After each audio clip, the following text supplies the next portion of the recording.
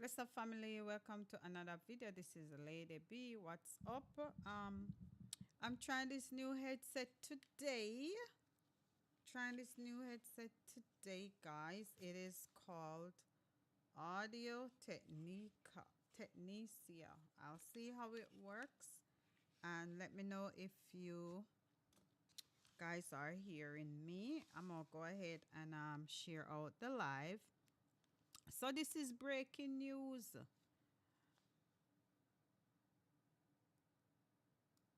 Breaking news, the U.S. Secretary of State, Marco Rubio, visited Jamaica land we love. What can go so? So, I want you guys to go ahead and press the like button, share the video, and let me make sure I am live. Oh, yeah. So bless upon yourself. I was trying to do a live goal, but I was not able to do it. But you know, so we're gonna talk a little bit. I have not been on YouTube in a while. Yesterday I was on TikTok cooking and playing some music. Yeah, I had a pretty good time. So if you guys don't see me on YouTube, just forward over TikTok and you might see me. Yeah, man. Yep. So anyway, we are going to look at and listen to the script, not the script, but the video or the visit from um the prime minister, no, from the Secretary of State to the Prime Minister of Jamaica. Yeah, man, or to Jamaica. So, what does this mean for the immigration issues? We will see what they have to say about that. And I want you to let me know what you think. I'll be taking some notes as well. And there's one point that stood out where it says, U.S. to review the travel advisories to reflect Jamaica's new reality. So I did not listen to this as yet, so I'm going to listen to it with you, break it down, dissect it as needed, and we take it from there. I might talk about some other things, but I'm not sure. I'm just going to go with the flow, all right? Excuse me. So, if you have not yet hit the like button, go ahead and hit the like button.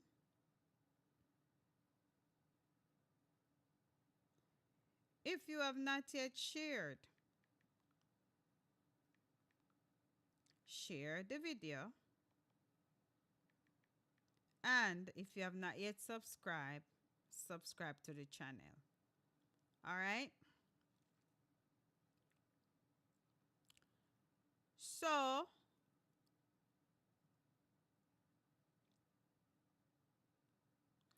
we're going to get into a little bit of details regarding to what the Secretary of State does. You understand? So we saw where Marco Rubio, who is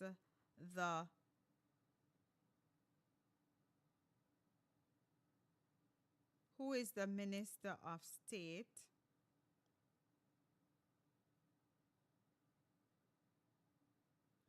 visited Jamaica. I'm trying to get my facts straight. State government minister. Secretary of State. What am I saying? Okay, so the U.S. Secretary of State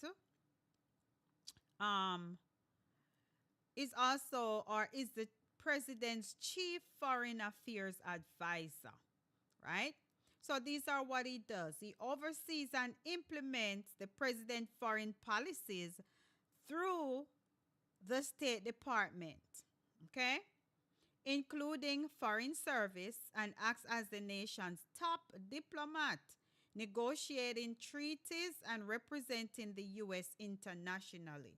So he is an international representation of the U.S. and he's not only going to be in Jamaica. I think he's going to be in a couple more. I think he's visiting a couple more countries between March 26 to 28. But him have to stop at Jamaica first. You don't know the thing set up. All right. So here's a breakdown of the responsibilities of this Secretary of State. All right. So the Secretary of State serves as the President's principal advisor on U.S. foreign policy, providing recommendations and updates on how to address foreign policy decisions. Right. He also conduct negotiations and represent the U.S. international conferences and organizations, manages U.S. diplomat relations with foreign countries. So that's, heavy duty. The Secretary of State heads the Department of State, which is responsible for the nation's foreign policy and includes the Foreign Service, Civil Service, U.S. Agency for International Development. So for persons, and this is a little bit off topic, but for persons who are doing their citizenship tests, this is one of the question you need to know. Who is the United States Secretary of State? Make sure you know that is Marco Rubio, because they change based on the type of government that is elected. All right. So they also are treaty negotiation and implementation. They negotiate, interprets, and terminates treaties and agreements, and ensures the protection of U.S. citizens, property, and interest abroad. All right. They're responsible for passport and consular service, and in different countries, or in a variety of countries, you have what is called the U.S. consulate. And the U.S. consulate helps to assist or help those U.S. citizens who are abroad. So let's say you are a U.S. citizen and you are abroad, and you have issues concerning certain things. Like a typical example, they can help U.S. citizens to get their U.S. passports. If you're living abroad, let's say your mom and dad or whatever, they are U.S. citizens, but they went to Jamaica and they, you know, have their child in Jamaica, and they can also go ahead to the U.S. consulate to apply for a passport for their kid. So in Jamaica, there's two U.S. consulate. One is in Kingston and one is out on Montego Bay. One is in Montego Bay and one is Kingston. Right? Ask me how me know. Me know. All right. Anyways, they're also responsible for foreign service supervision. The Secretary of State supervises the Foreign Service of the United States, which is responsible for representing the U.S. abroad. And the other day I learned of a situation where if you as a U.S. citizen are traveling abroad, it's best to register to and upload your documentation so that they can have a proper tracking of your whereabouts. The other day I heard of somebody or of a student who went to another country and they end up losing their 3 points. So I don't know if they had registered with that program where I forgot the name of it, but the U.S.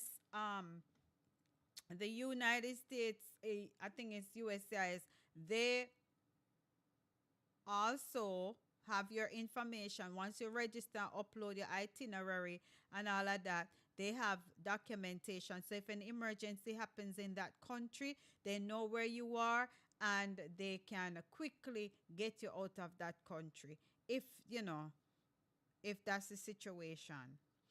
Information and communication. The Secretary of State informs the Congress and American citizens on the conduct of U.S. foreign relations, provides information to America's citizens, and regarding conditions in foreign countries. So when they do the advisory for different countries. The travel advisory that comes through the state, like the minister of state, secretary of state, or the State Department, right?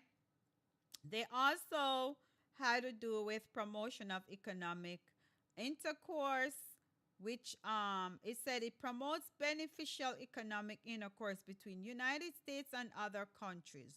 So we are going to listen to this, break it down little by little, see what it says, because it's always good to have a basic idea of what's going on around you, what's going on in your country, what's going on as it relates to your country and your adopted country and all of that. You understand? So if you're new to the channel and you're not press the like button yet, please go ahead and press the like button. I know it's the 26th of the month, but I want to get to 4,000 subscribers before the month end. How are we going to do that? Also, we have the support here. You can put a comment in the comment section. That helps with the support. You can press the like button, that helps support the channel. You can press the dollar sign and show some support with a super chat or super sticker. And you can also hit some of the likes and the love, send up an emoji or all of that on your phone or your device when you are watching the live, just to interact with the live. All right, so let's see what else we need to know about the U.S. Department of State before we get into the video. All right, let us see. All right, the Secretary of State is appointed by the President with the advice and consent of the Senate. So if you don't know that, know that. No, as me say, all who are study for study exam for for citizenship test, these are some things you need to know. The Secretary carries out the President's foreign policies through the State Department and includes Foreign Service, Civil Service, and U.S. Agency for International Development, and that's probably one of the reasons why he's visiting other countries. All right.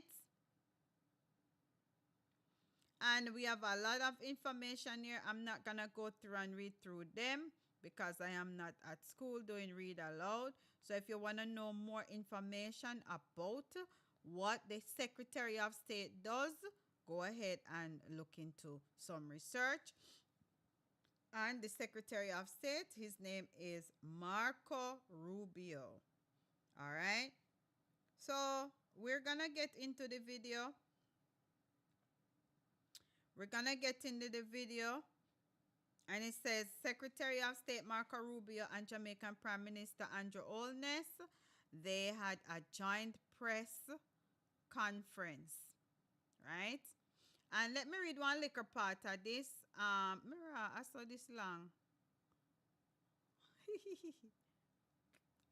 A long man. Anyway, let me skim and scam. Skim and scan.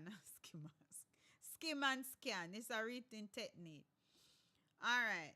So, oh, they have the entire script. If they have this script, me not have to, oh, that mirror. For those who don't know, the entire script is on state.gov.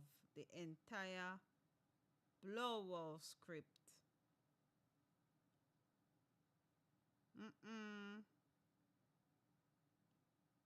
The entire script is here, guys. So I never have to play the video. Alright, so this is what I'm going to do. I'm going to play a piece of the video, then I talk some, and then I play a piece more. Alright, so let's see what's going on here. Hope you can't hear the video. Hold on there. Hold on.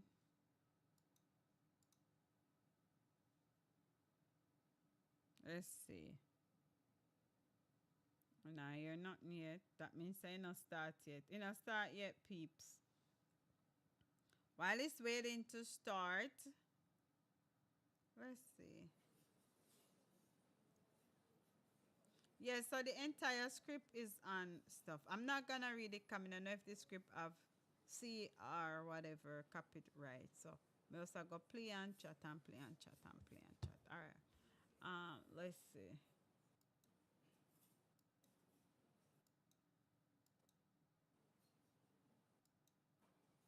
Oh, that headset ear I squeeze my ears.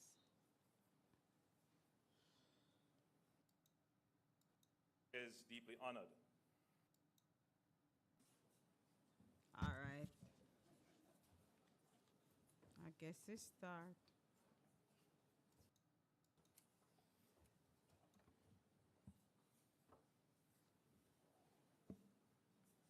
Me not hear nothing.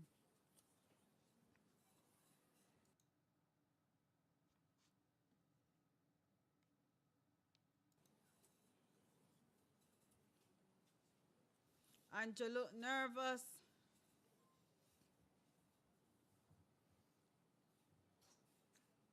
Good afternoon. Oh yeah. It is my great pleasure Why to this so welcome low? United States, Is it low? the Honorable Marco Rubio to Jamaica. Now, I have known Secretary of State Rubio for some time, and I've always been very impressed by his deep knowledge of the region. Jamaica is deeply honored that you have chosen to visit us first on your official visit to the English-speaking Caribbean. This visit so early in your term confirms the strength of historic friendship and strategic partnership between Jamaica and the United States, one built on shared values, democratic ideals, and people-to-people ties. Our nations have long been united by a common commitment to freedom, prosperity, and security, and your visit today reaffirms this bond. Okay, so basically what Andrew is saying is welcoming everybody, and he's saying, representing the country, saying that we are honored that we were the first one to be visited. You understand? From the Secretary of State, because they could have choose another country to visit first, but they decide to visit Jamaica first. All right, so let's continue to listen what Andrew is saying. I don't know if you're not here. If you're not here, drop it in the comment section. Now. Today, we engaged in productive and constructive discussions focused on strengthening this partnership and expanding opportunities for collaboration. During our meeting, we addressed several critical areas of cooperation. Security, one major area. We reaffirmed our commitment to enhancing cooperation in combating transnational crime, ensuring the collective safety of our citizens, and mutually secured borders. We discussed a global war on gangs, and there is already significant policy alignment with both countries in this regard. The United States has been instrumental in supporting Jamaica's efforts to bolster its marine domain awareness and intelligence surveillance capabilities, which are crucial in our fight against organized criminal networks. We discussed expanded and repurposing development assistance towards our shared goals, including security.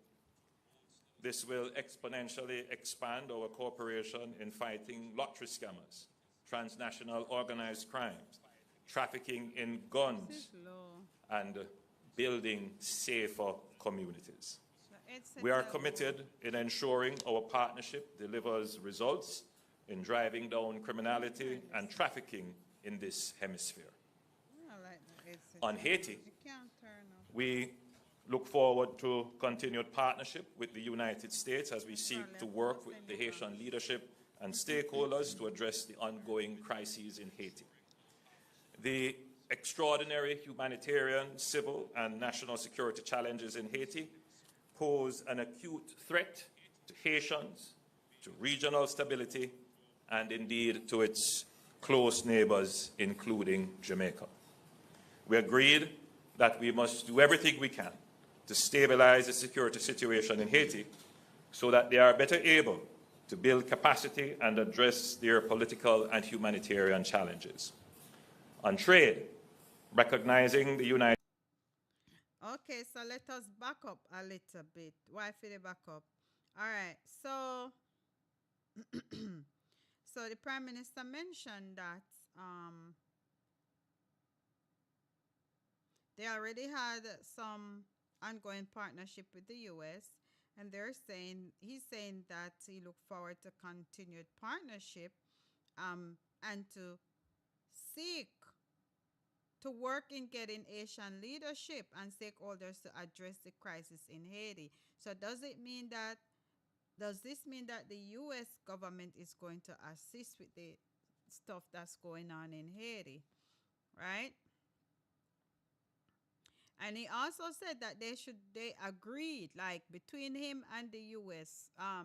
Marco Rubio is the representative for the US, right? State Department. So he's saying that they agreed that they're gonna do or they should do everything to stabilize the security situation in Haiti so they can better have capacity to address humanitarian challenges. So he was gonna talk about trade at this point.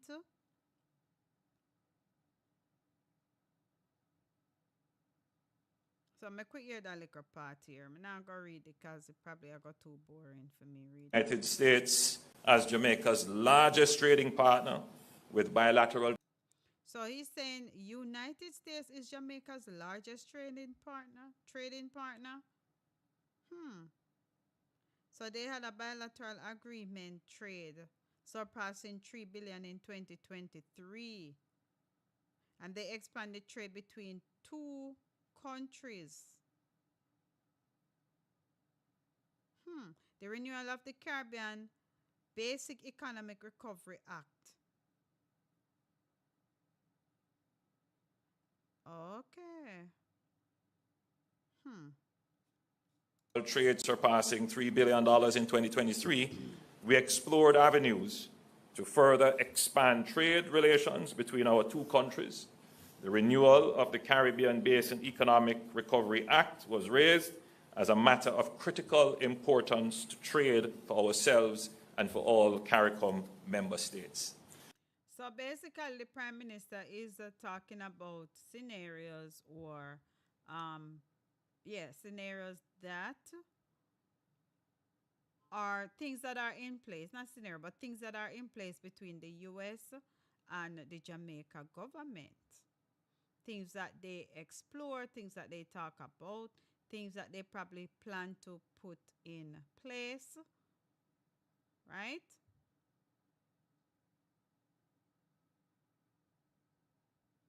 When you hear say them are gonna start dig for safe gold there at Jamaica. Una did hear that? Allegedly.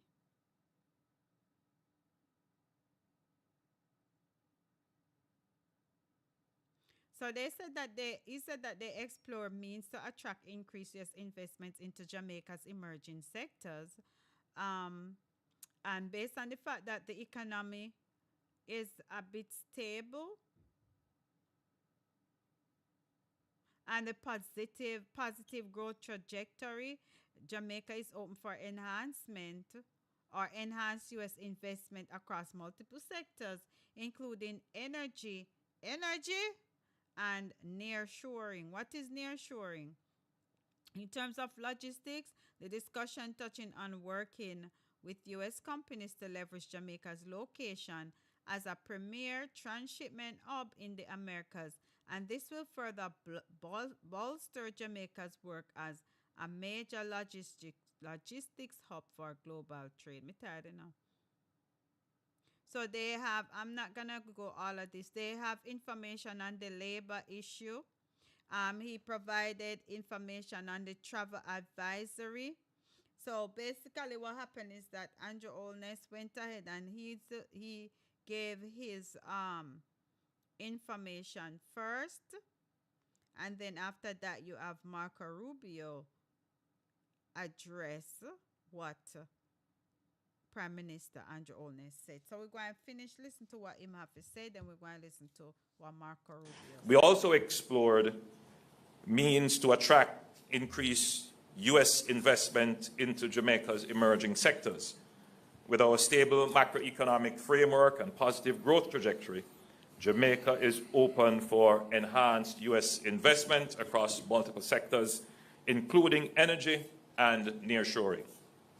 In terms of logistics, the discussion touched on working with U.S. companies to leverage Jamaica's location as a premier transshipment hub in the Americas, and this will further bolster Jamaica's work as a major logistics hub for global trade.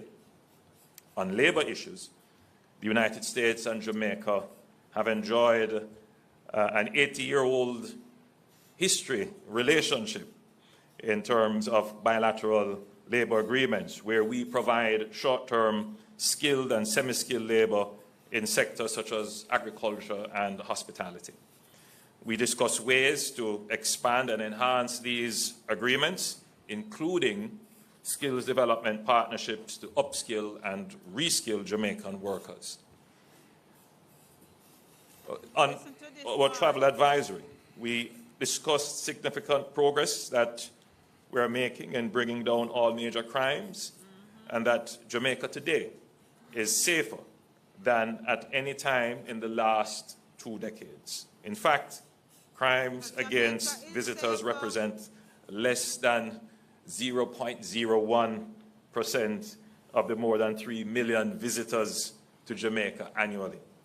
We are committed to working collaboratively to ensure that travel advisories reflect the current realities and promote travel to Jamaica.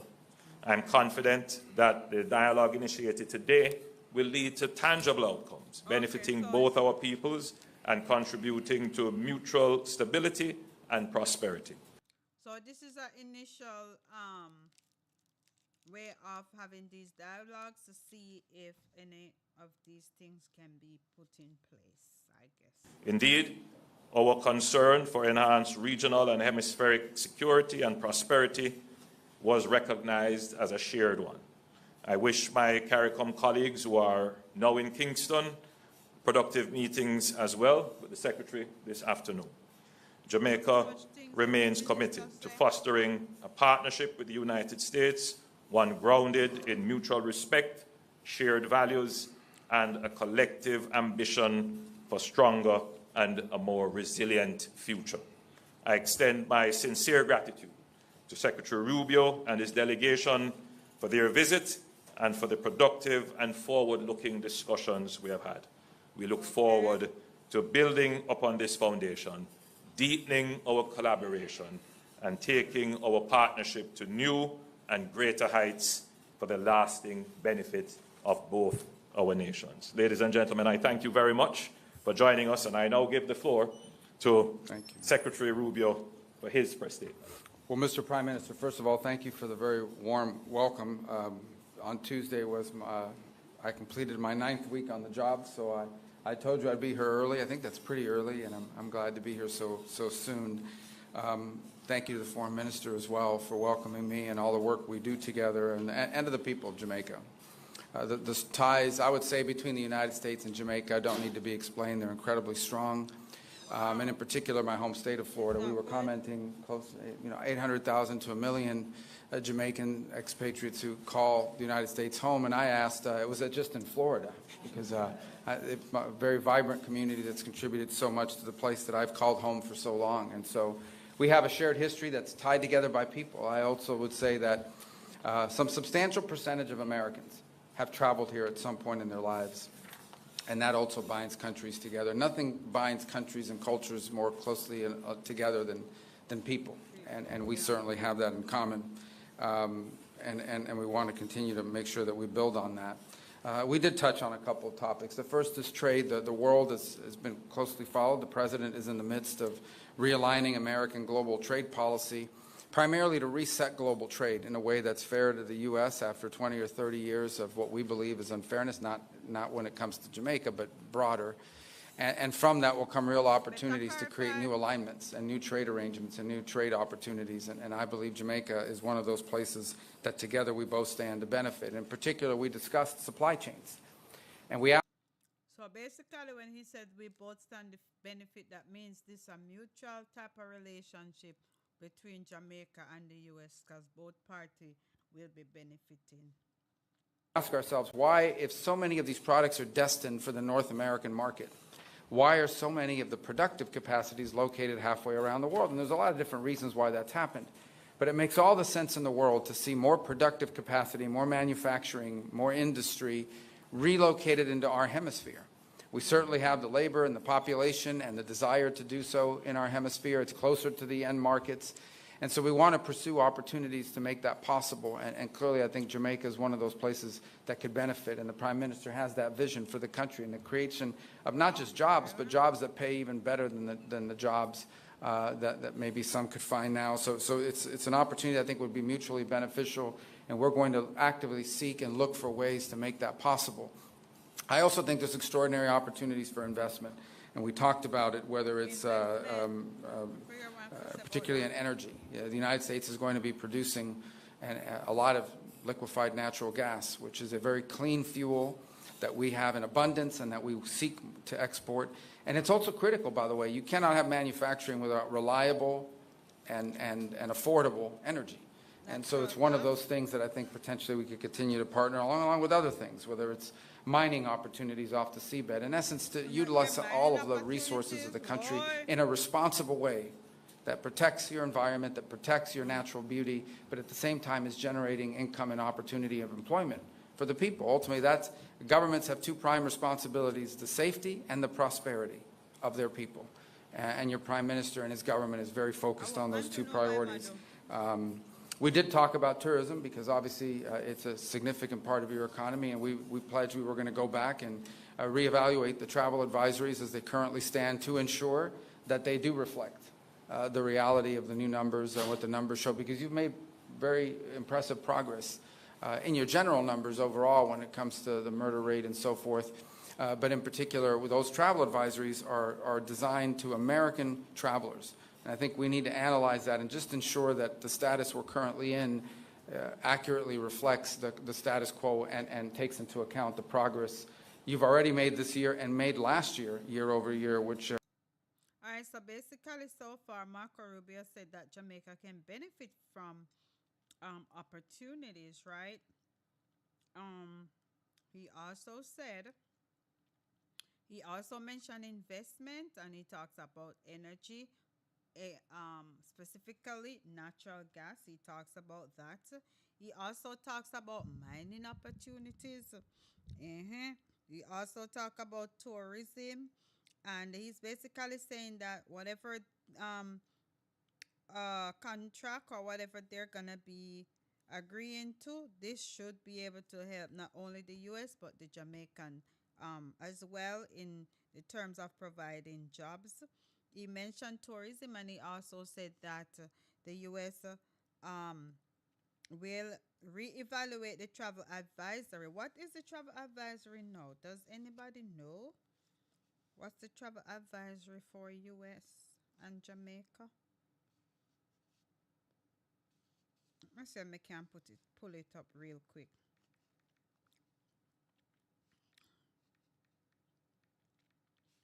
Let me see if I can pull it up real quick. Travel advisories. Let's see what they say about Jamaica so far.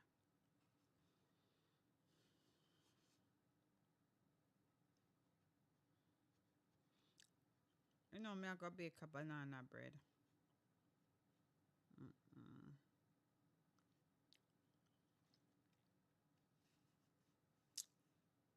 All right, travel advisory so far. I look for Jamaica.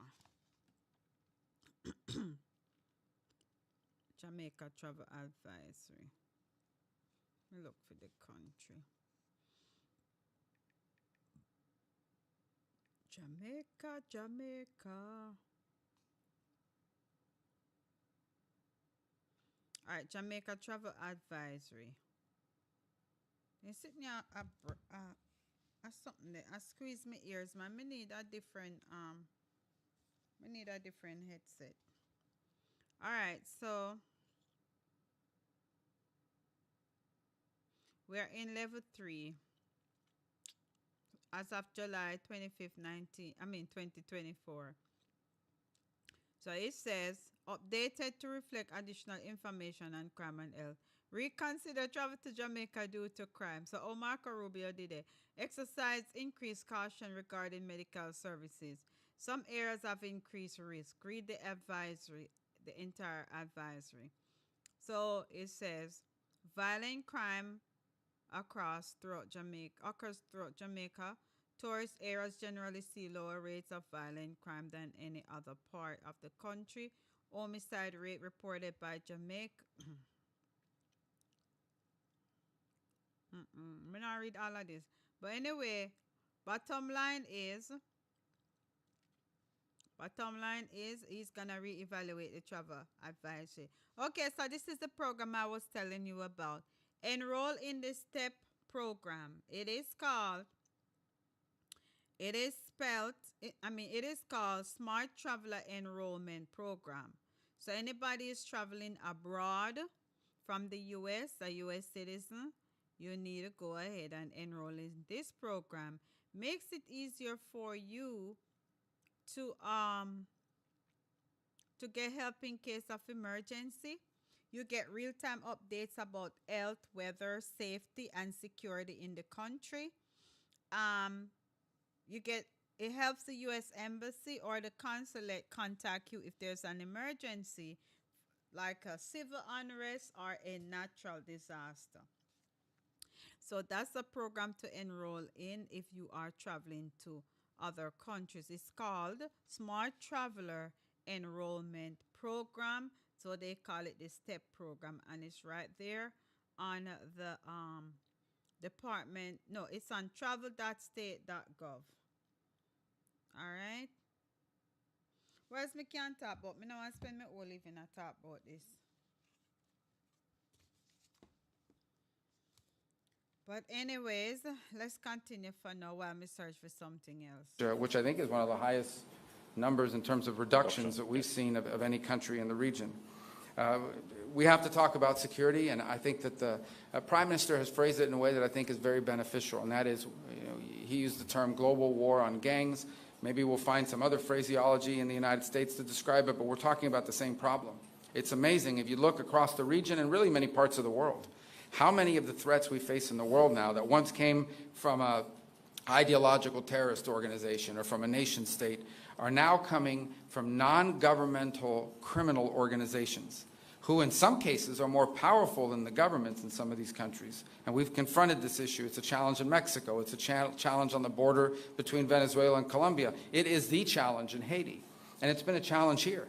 And it's a multifaceted challenge. They are transnational for a number of reasons. One, as an example, is, and we've acknowledged this, in our conversations that lead back to my time in the United States Senate, how many of the guns and the weapons that are being used by gangs to commit acts of violence here in Jamaica are purchased in the United States and then shipped here. And we want to commit to doing more to stopping that flow at the same time as we do more to commit to increasing your capacity. That's the other thing I underline.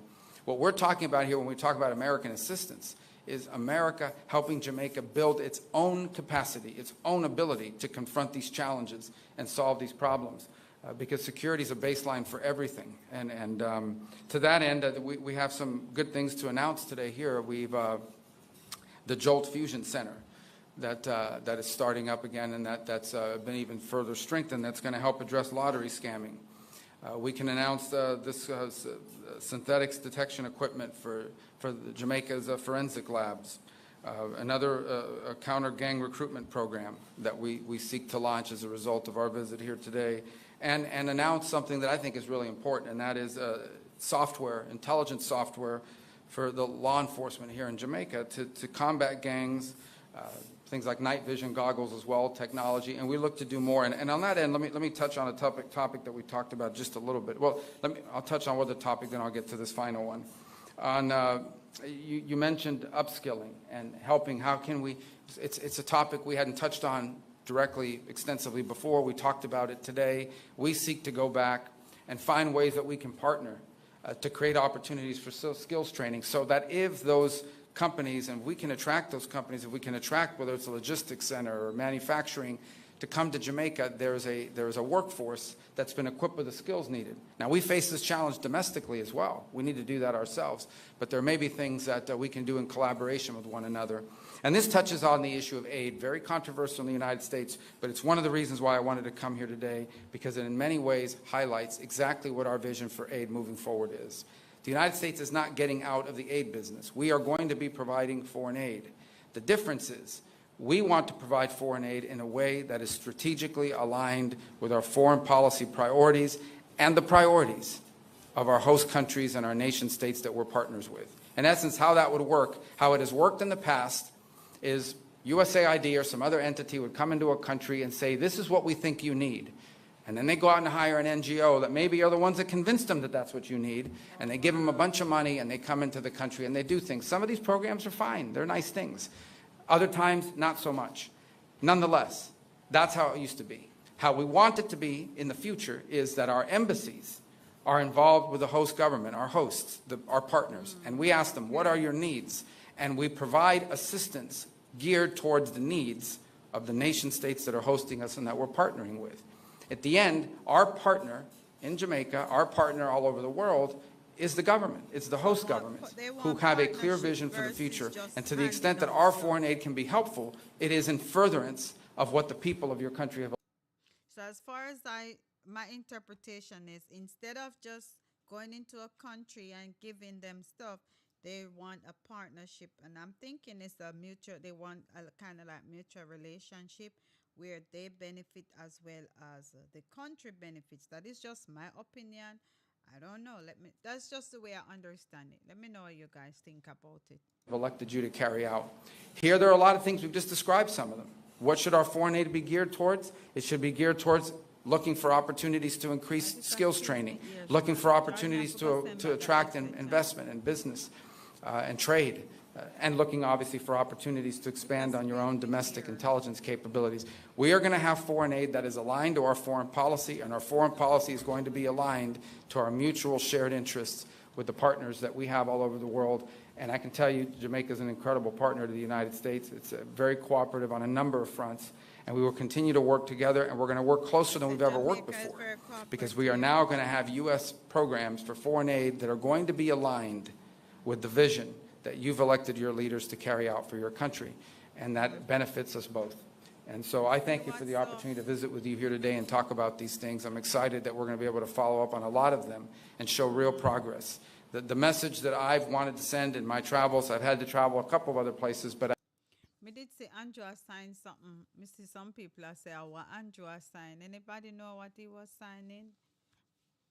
I've been to the hemisphere now twice, is very simple, and that is that the United States wants to ensure that when countries are cooperative and work with us and partner with us and constantly seek ways to engage us, that leads to positive results and outcomes. It's not, you can call it rewarding, but what it really means is it has to be a mutually beneficial relationship. And we want countries in the world, and we want countries in the region to identify being close to the United States as something that is beneficial and helpful to develop, helpful to grow, and frankly helpful so that one day many countries can serve, and I think in Jamaica is already doing this, as a model of what other countries would seek to emulate, whether it's on security, on trade, on investment, on skills acquisition and improvement. These are the things that we want America's relationship with our partners to look like. And I can think of no better friend in the Caribbean and frankly in the Western Hemisphere than Jamaica and your government, Mr. Prime Minister. And so we thank you for this chance to visit with you so early. And as I joked a couple times, so I'll say it again, I think I told it to the cameras already, I wanted to come here early so when I come for the second and third time, they don't accuse me of only wanting to go to Jamaica. And but it in many ways it really truly feels like home, and where I am in South Florida, and I thank you for your hospitality and this opportunity.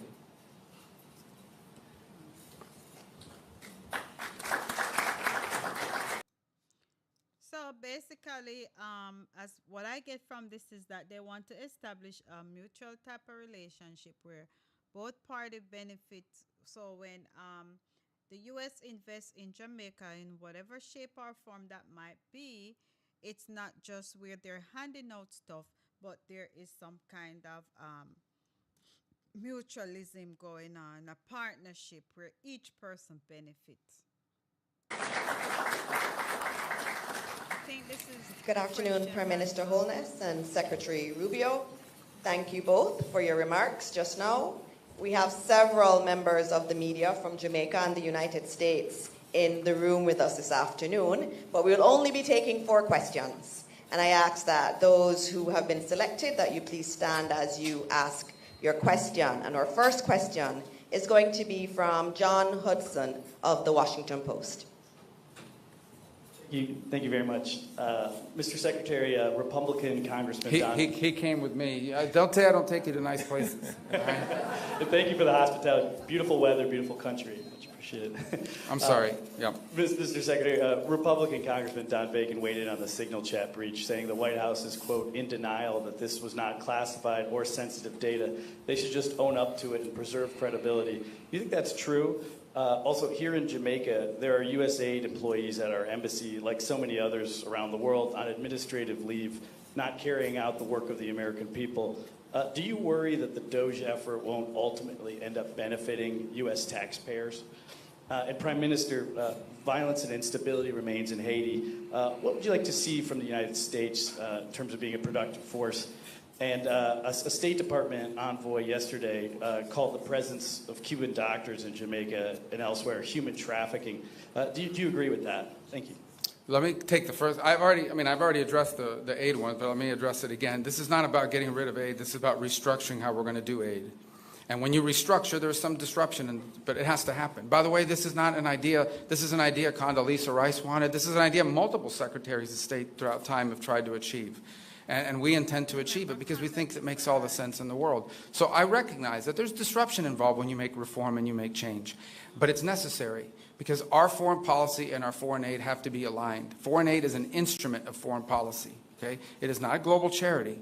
Jamaica's not asking for charity. They're asking for development assistance so they can become stronger at their security needs and the other things of this nature. That's what they're asking for. They're not asking for a handout. They're asking for a hand up, help to build their capabilities so that they become a self-reliant partner and, frankly, could end up and already are helping other countries.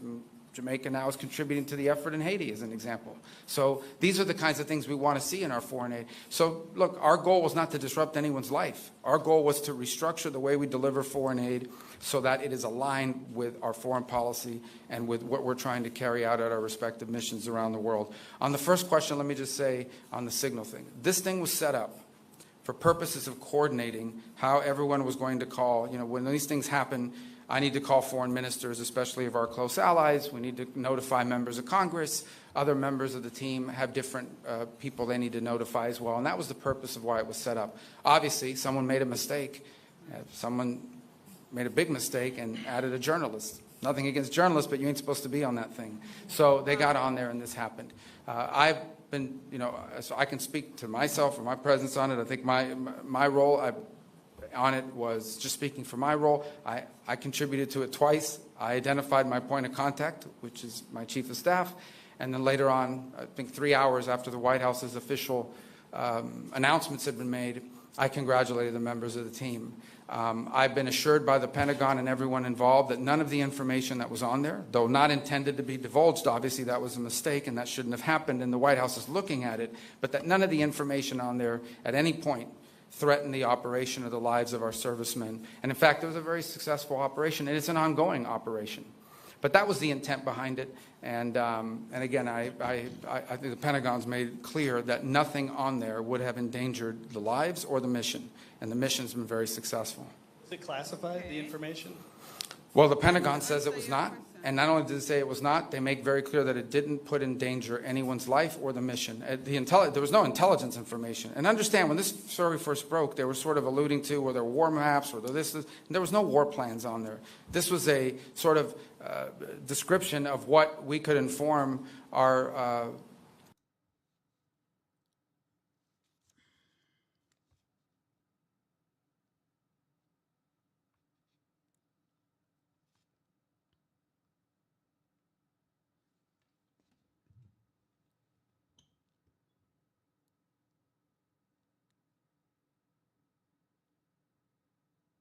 All right. So basically he was explaining some things with regards to classified information. Also he asked Andrew Olness a question, and basically Andrew Olness talk about US being an incredible partner in ensuring that they get the resources and organization that is brought to the crisis in Haiti. So US was a resource. They help with that. And Andrew's also saying that there could be a phase in Haiti where there has to be rapid expansion of a Asian national police, right? And he talks about manpower and resources. The HNP, that is the Haitian National Police, that they should be adequate enough so they can take on the gangs, right?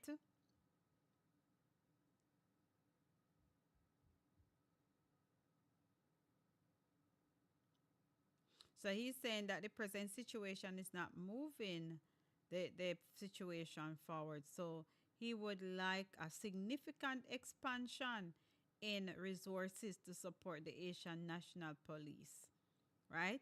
He mentioned the Cuban doctors, and he was saying the Cuban doctors in Jamaica has been helpful. They has Jamaica has a deficit in health personnel, and because the health personnel have migrated to other countries, and we know that a lot of the nurses went to the US to work and all of that. So, and doctors too. So they said in order to ensure that they are treated with labor laws, so he said they ensure that they're treated with labor laws, and they get benefit like any other worker.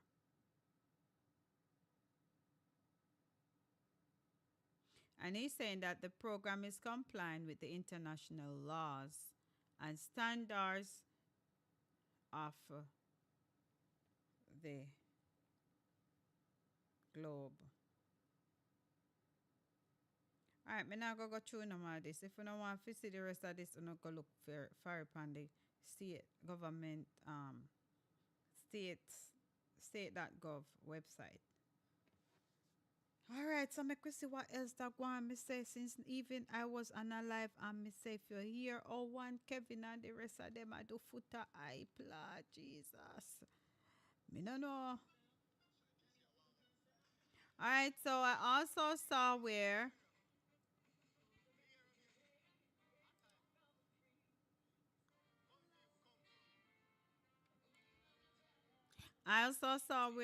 the today was a grave digging for Naya. For those who remember Naya, who was conned up, today was his grave digging.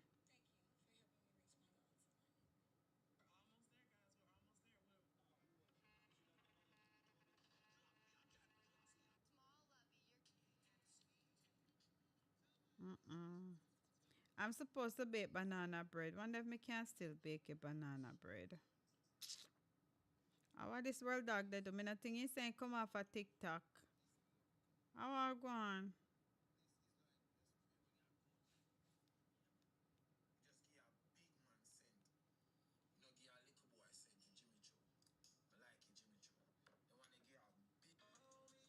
Me thinking they say now go on TikTok anymore. That's what I thought.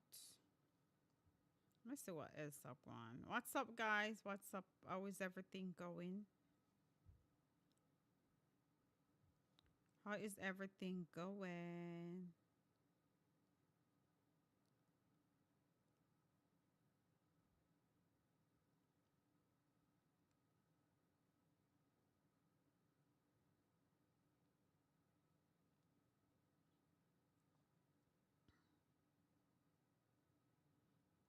Couple say they were stopped by the police on the way to the airport. And what happened?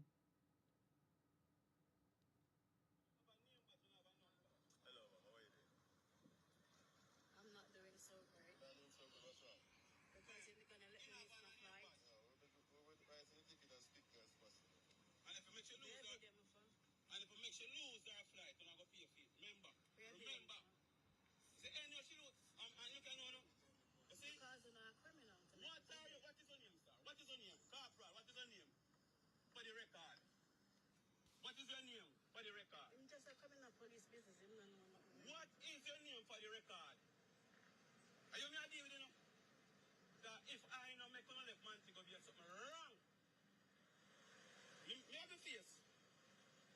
Take his number, him alone have number. Him more respectable than him have to have a strike, but him more respectable for even have in number. You not even have a name nor a number. But they are working government of Jamaica. Oh, we not have no number. Oh, we not have no number.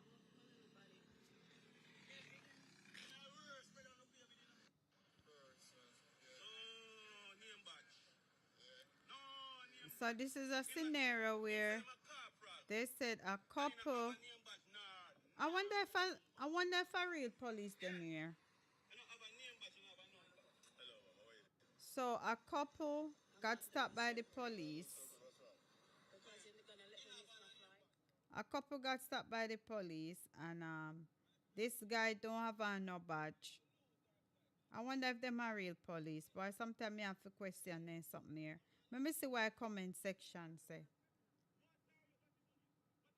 This one say, all the citizens must recognize a police if they're not wearing their badge.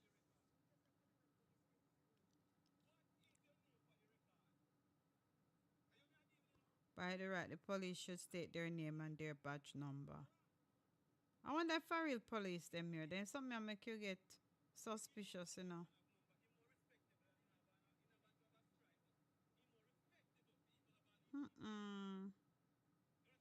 I don't know, brother. This looks suspicious.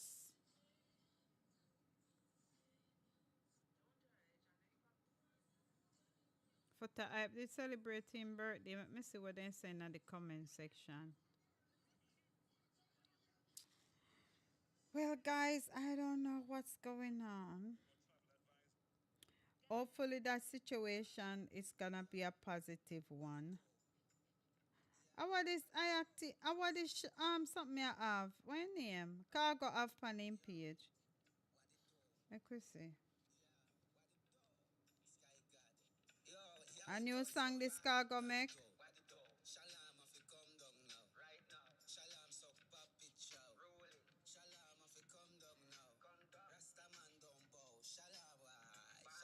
This a cargo new song. A cargo new song this. Cargo this back. So wait, Shalom did this cargo. This say cargo this back Shalom.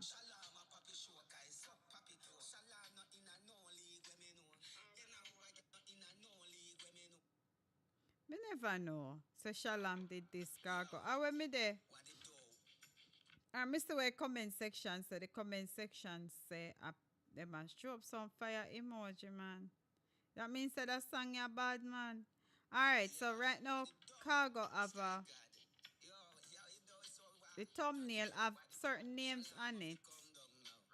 Assassin, Sizzler, Ayactian, Shalom, Diva Brat, Sean Storm. No, sir.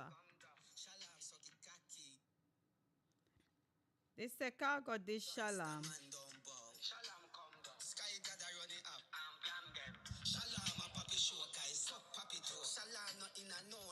Shalom, your name a call up.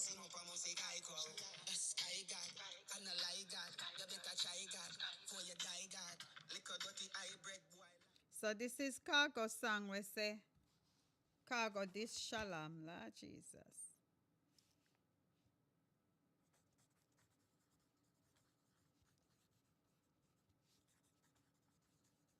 Well, it seems like Shalom did this cargo and cargo just diss him back. Guess see what else I go on.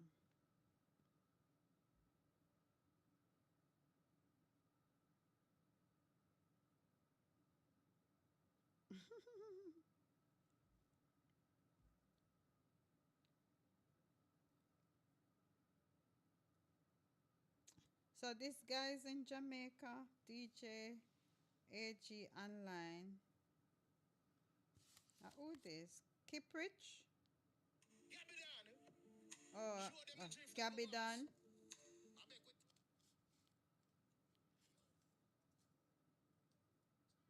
Somebody get me shopping. Rakarogi get competition now. Really?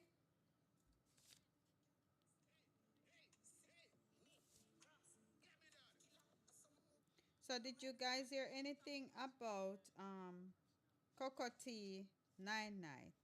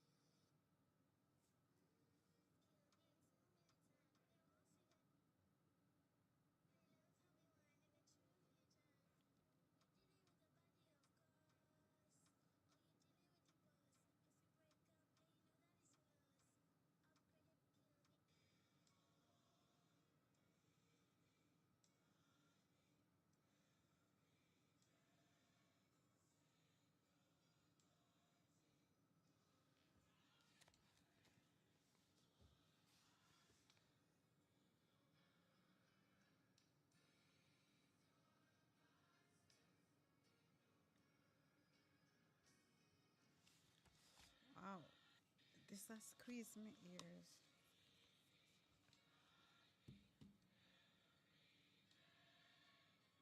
Tried not to go send back the headset. Yeah. It has squeezed my ears.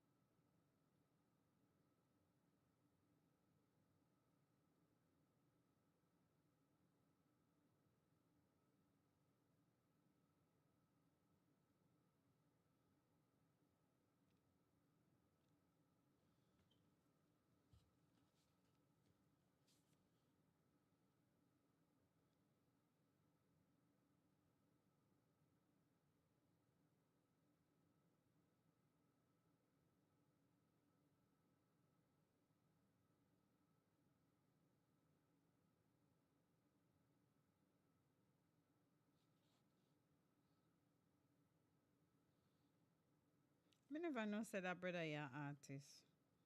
Chamba music.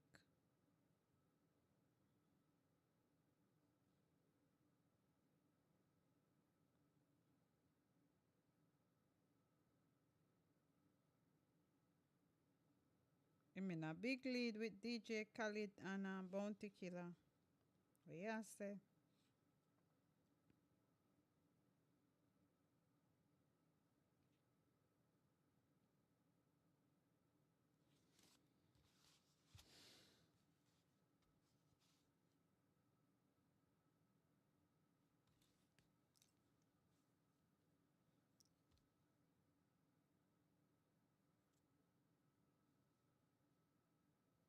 probiotic.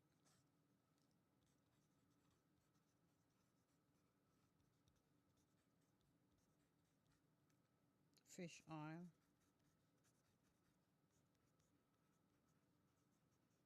Vitamin D.